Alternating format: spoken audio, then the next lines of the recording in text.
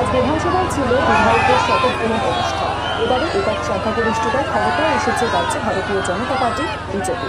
শুভেন্দু অধিকারী মুখ্যমন্ত্রী তিনি উপস্থিত ছিলেন বিধানসভায়। এবারের নির্বাচনে আমরা দেখেছিলাম, অর্থাৎ 26 বিধানসভা নির্বাচনে দুটি বিধানসভার আসন থেকে তিনি লড়েছিলেন, নন্দীগ্রাম এবং ভবানীপুর।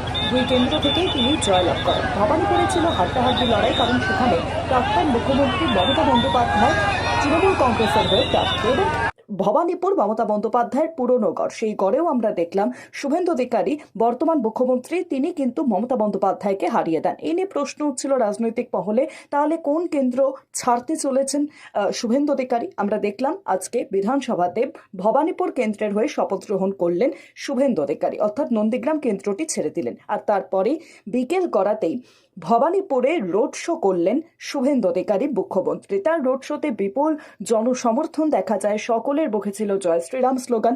এবং আজকের এই রোড শো ভবানীপুরবাসীকে উদ্দেশ্য করে তিনি করেন এবং ভবানীপুরবাসীকে ধন্যবাদ জানানোর জন্য এই রোড শো করেন তিনি।